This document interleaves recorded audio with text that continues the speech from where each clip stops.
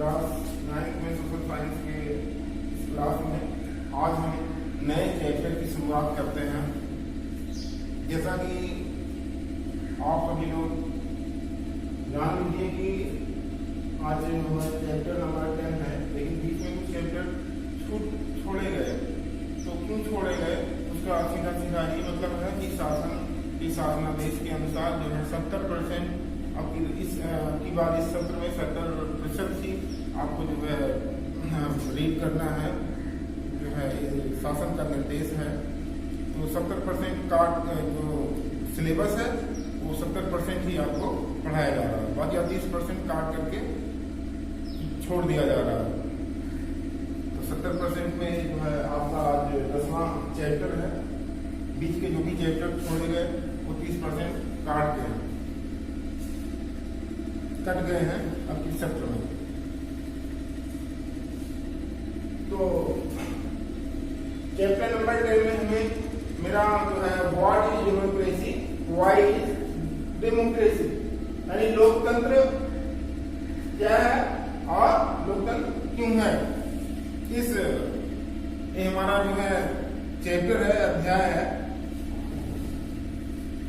तो सबसे पहले हमें जान लें कि वर्तमान समय में विश्व में अधिकतर देशों में लोकतांत्रिक सरकारें हैं। कैसी सरकारें हैं? लोकतांत्रिक सरकारें हैं। लेकिन कुछ देशों में आज भी अलोकतांत्रिक सरकार है। हमें सुनने को मिलता है कि इस देश में लोकतांत्रिक सरकार है और कुछ देश में अलोकतांत्रिक सरकार है। तो हमें ये फर्क को कैसे हम स्पष्ट करेंगे कि कोई देश लोकतांत्रिक कैसे हो सकता है और कोई देश अलोकतांत्रिक कैसे हो सकता है? इस फर्क को हमें जानना है।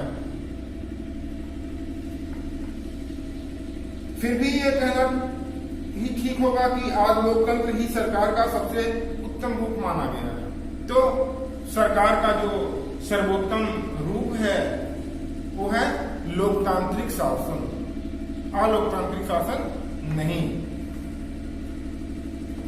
शासन का यदि रूप विश्वव्यापी बन चुका है आज, यानी आज विश्व के तमाम देशों में लोकतांत्रिक शासन की स्थापना हो चुकी है।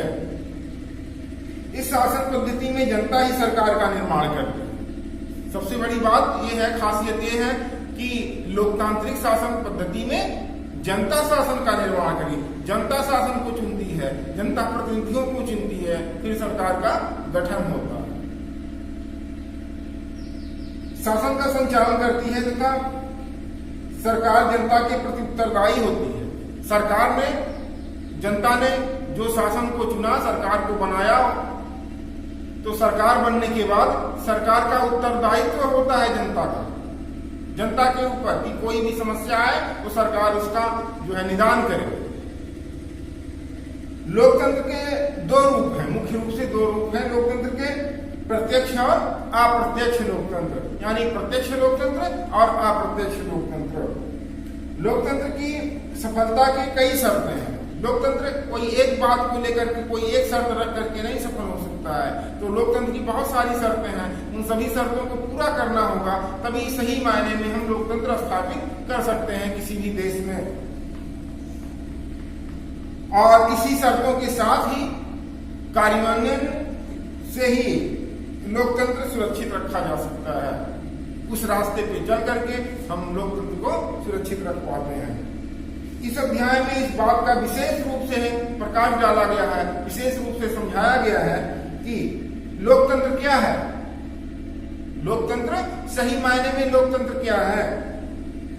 इसके साथ ही इस प्रश्न को भी स्पष्ट किया जा रहा है कि आखिर लोकतंत्र ही क्यों, यानी लोकतंत्र को ही क्यों लोग आज विश्व के तमाम देश मान्यता दे रहे हैं, लोकतंत्र को क्यों नहीं दे रहे हैं? तो लोकतंत्र क्यों जरूरी है हमारे लिए, ये हमारे सामने प्रश्न है। लोकतंत्र की जगह जगह अन्य प्रकार की शासन पद्धतियां आज भी लोकप्रिय नहीं है। सब लोग लोकतांत्रिक अपने आप को कहते हैं। बहुत सारे देशों में जो सरकारें हैं वो अपने आप को कैसी सरकार मानती हैं? लोकतांत्रिक सरकार मानती हैं। लेकिन उनके शासन की पद्धति लोकप्रिय नहीं हो सकती है। लोकप्रिय का मतलब लोगों में प्रिय नहीं है। तो हमारे सामने सबसे पहले एक क्वेश्चन है कि what is democracy, what is democracy, लोकतंत्र, लोकतंत्र क्या है?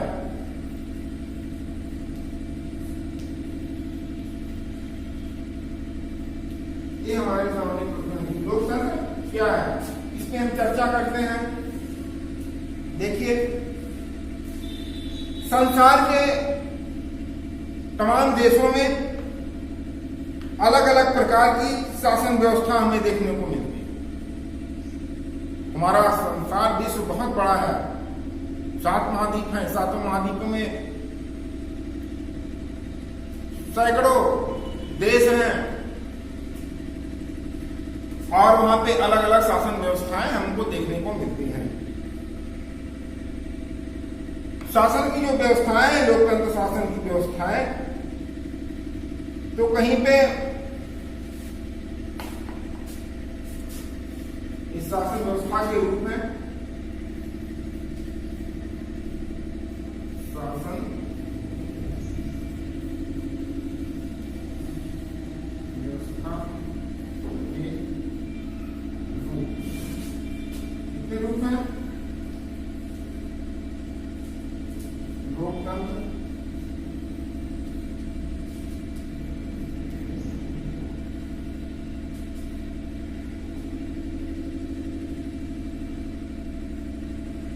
नंबर 2 लोकतंत्र हो गया।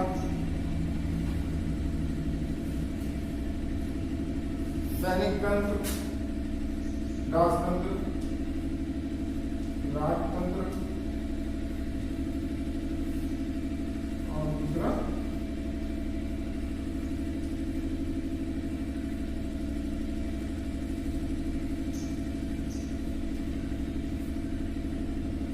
तो शासन व्यवस्था जो चलता है, लोकतांत्रिक शासन व्यवस्था, इसके 3 रूप हमें देखने को मिलते हैं।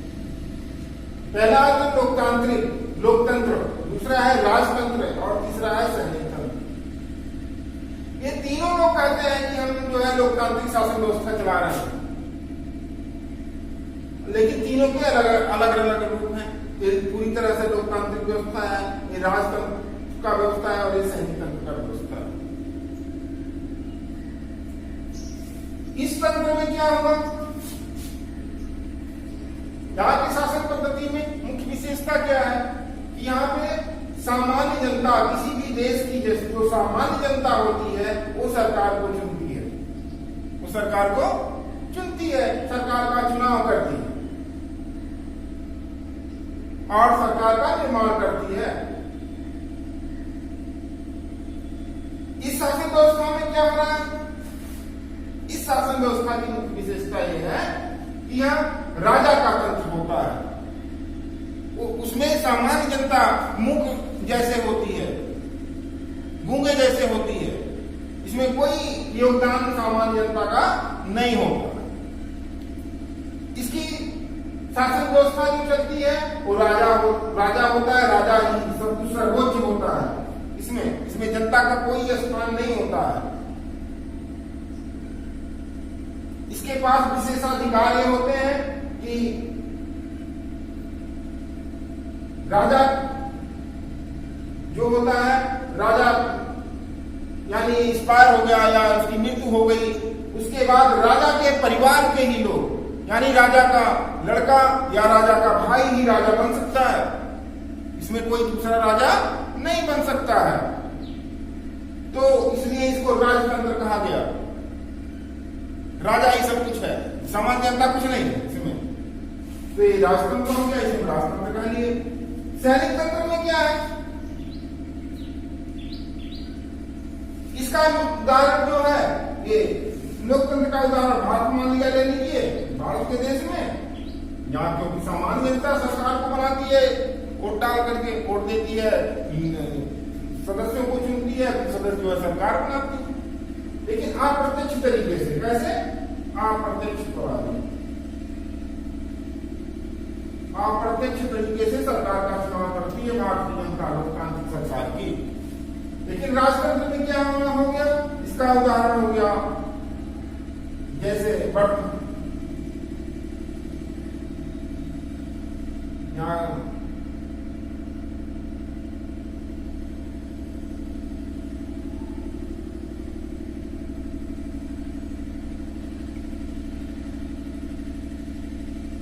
से पहले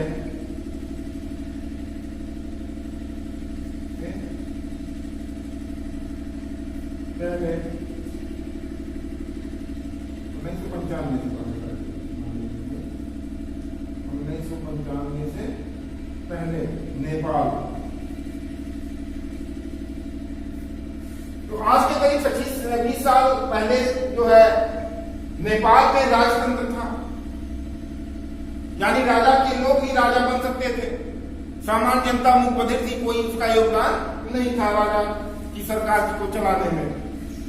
उसके बाद सैनिक तंत्र का उदाहरण ले लीजिए आप, इसको भी आप जो है 2000 से पहले 2000 से पहले क्या पाकिस्तान ले लीजिए, पाकिस्तान आप देख लीजिए, भारत, नेपाल, पाकिस्तान। तो भारत में लोकतांत्रिक शासन व्यवस्था का गठन हुआ 1947 में, जब हमारा देश आजाद हुआ उसके बाद से लोकतांत्रिक शासन व्यवस्था स्थापित हुआ भारत में। इसी तरह से राजतंत्र नेपाल में था आज के 20-25 साल पहले, वहां राजा के लोग ही राजा बन सकते थे, लेकिन आज वहां भी राजतंत्र समाप्त होकर के लोकतंत्र स्थापित हो गया, सामान्य जनता वोट देती है, राजा को चुनती है, अपने सरकार को चुनाव करती है। इसी तरह से जब पाकिस्तान के राष्ट्रपति परवेज मुशर्रफ बने थे तो वहां सैनिक लोकतंत्र की स्थापना किया था उन्होंने, तो ये सैनिक लोकतंत्र हो गया पाकिस्तान में 2000 आज से 20 साल पहले। तो आपने देखा कि शासन व्यवस्था के जो रूप थे वो 3 रूप है, लोकतंत्र, राजतंत्र और सैनिक तंत्र। लेकिन अब धीरे धीरे नेपाल में भी देखिए लोकतंत्र आ गया, पाकिस्तान में भी अब लोकतंत्र आ चुका है। तो शासन व्यवस्था के रूप हो गए।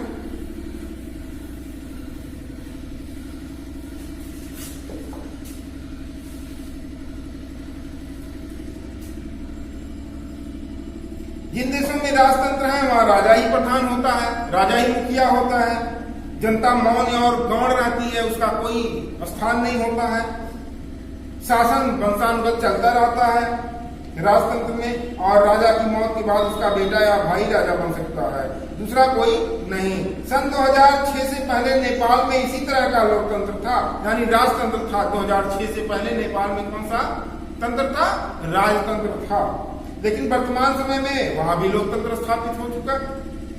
पाकिस्तान में सन 2008 से पहले सैनिक तंत्र था, वहां के राष्ट्रपति परवेज मुशर्रफ ने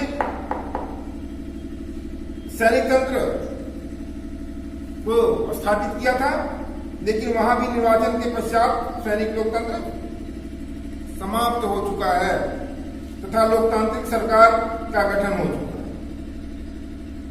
स्पष्ट रूप से यह है कि परवेज मुशर्रफ ने सैनिक लोकतांत्रिक सरकार की श्रेणी में नहीं रखा जा सकता। सन 2008 में पाकिस्तान में राष्ट्रपति के पद पर आसिफ अली जरदारी और प्रधानमंत्री के पद पर यूसुफ रजा गिलानी के स्थापित होने के पश्चात पाकिस्तान भी लोकतांत्रिक सरकार की श्रेणी में आ गया। इसी तरह हम चीन की अगर बात करते हैं, चीन की, तो चीन की साम्यवादी सरकार को लोकतांत्रिक सरकार में हम नहीं रख सकते हैं। चीन की जो साम्यवादी सरकार है, तो ऐसी सरकार को हम लोकतांत्रिक शासन में नहीं रख सकते। आखिर में क्यों नहीं रख सकते? आइए जानते हैं। क्योंकि वहां कम्युनिस्ट पार्टी का ही अधिनित्व है, यानी कम्युनिस्ट पार्टी ही पूरे चीन में उसका दबदबा है और कोई पार्टी है ये नहीं है।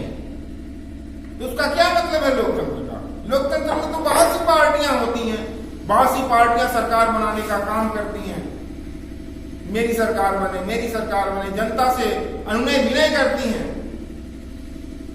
तो यहाँ तो कोई अनुनय विनय नहीं हो रहा है, एक ही पार्टी है, जनता का मजबूरी है उसी को ही वोट करना। यानी कम्युनिस्ट पार्टी का ही कोई जो है राष्ट्रपति पद का दावेदार हो सकता है चीन में। तो हम ये कह सकते हैं कि चीन में अभी भी लोकतंत्र की स्थापना नहीं हो पाई। जब हो जाएगी, जब वहां पे और बहुत सारे दल का गठन होगा और वे सभी दल भी चुनाव में अपनी हिस्सेदारी लेंगे, तब वहां लोकतंत्र स्थापित होगा।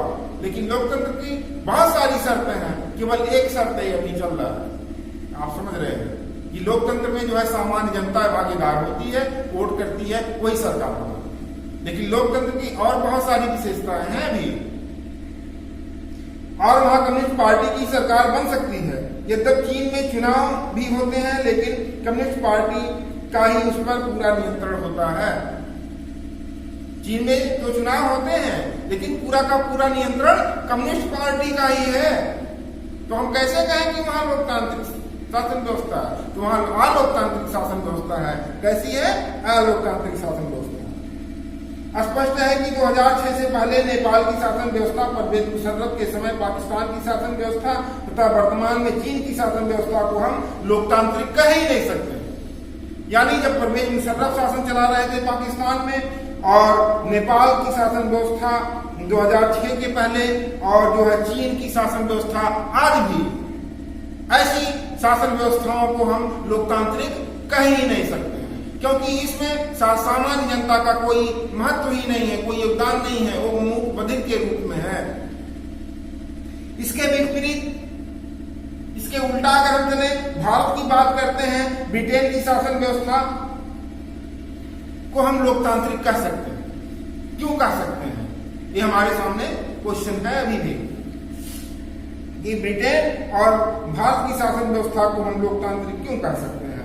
क्योंकि इन दोनों देशों में जनता के प्रतिनिधि शासन करते हैं। इसलिए जनता के प्रतिनिधि, यानी जनता जिसको अपना प्रतिनिधि चुन करके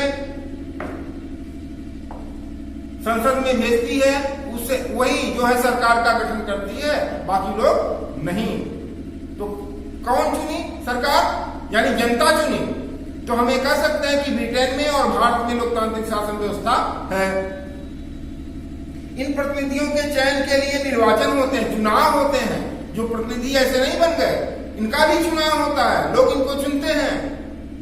और निर्वाचन वयस्क मताधिकार के आधार पर होता है। जो चुनाव होता है, वो चुनाव में कौन हिस्सेदारी लेता है? जो वयस्क होता है। वयस्क का मतलब जो होता है कि वो 18, भारत में 18 वर्ष की आयु पूरी कर चुका हो, ऐसे प्रत्येक नागरिक को जो है वयस्क की श्रेणी में रखा गया है भारत में। क्योंकि 18 वर्ष की आयु के लोग ये मानना है कि जो है उनके अंदर सोचने समझने की शक्ति आ जाती है, वो गलत और सही का निर्णय ले सकते हैं। तो भारत में 18 वर्ष के ऊपर आयु वाले सभी लोगों, चाहे वो स्त्री हो या पुरुष हो, वे सभी लोगों को वयस्क मान लिया गया।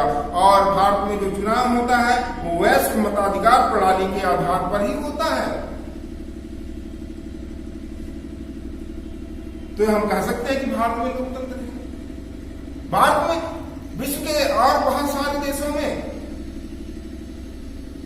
ये था कि स्त्रियां वोट नहीं दे सकती, केवल पुरुष दे सकते हैं। तो वहां भी हम कह सकते हैं कि वहां भी लोकतांत्रिक शासन व्यवस्था है। ये नहीं है, क्योंकि लोकतंत्र की बहुत सारी विशेषताएं हैं। तो बहुत सारी विशेषताओं को जो फॉलो करता है जो सरकार, उसी को लोकतांत्रिक सरकार हम कह सकते हैं। जिन शासन व्यवस्था में जनता की भागीदारी हो, कोई भी शासन व्यवस्था हो जिसमें सामान्य जनता की भागीदारी हो, उसे ही हम लोकतांत्रिक कह सकते हैं। और जिनमें जनता की भागीदारी ही नहीं हो, उसे हम अलोकतांत्रिक शासन व्यवस्था कह सकते हैं। तो यहाँ हमें फर्क देखने को क्या मिला? लोकतांत्रिक शासन व्यवस्था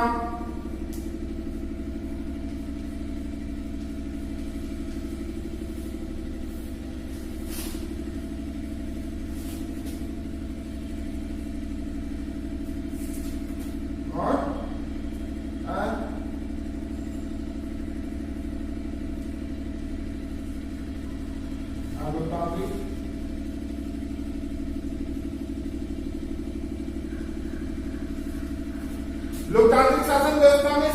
जनता अपने प्रतिनिधियों को चुनती है, लेकिन इसमें ऐसा नहीं होता है। इसमें क्या होता है कि जो वैश्य मताधिकार के आधार पे जनता सरकार का चुनाव करती है, और इसमें क्या होगा, केवल पुरुष ही सरकार का चुनाव करेंगे। तो आपने देखा कि लोकतांत्रिक शासन व्यवस्था में और अलोकतांत्रिक शासन व्यवस्था में हम कैसे फर्क निकालते हैं, कैसे फर्क पाते हैं, कैसे हम किसी देश को कह सकते हैं कि यहाँ लोकतंत्र की स्थापना है और वहां लोकतंत्र की स्थापना नहीं है। तो इस तरह से हम आपके बुक में लोकतंत्र के ऊपर कक्षा में चर्चाएं भी की गई, आप लोगों के बीच में चर्चा हुई। इसको आप लोग जो है बढ़िया से पढ़ लीजिएगा, आपको समझ में जरूर आ जाएगा कि लोकतंत्र कहाँ, किस देश को हम लोकतांत्रिक कह सकते हैं और किसे लोकतांत्रिक नहीं कह सकते हैं। लोकतंत्र पर कक्षा में परिचर्चा यहाँ दिया गया है, इसको आप लोग पढ़िएगा। तो आज के लिए बस इतना ही।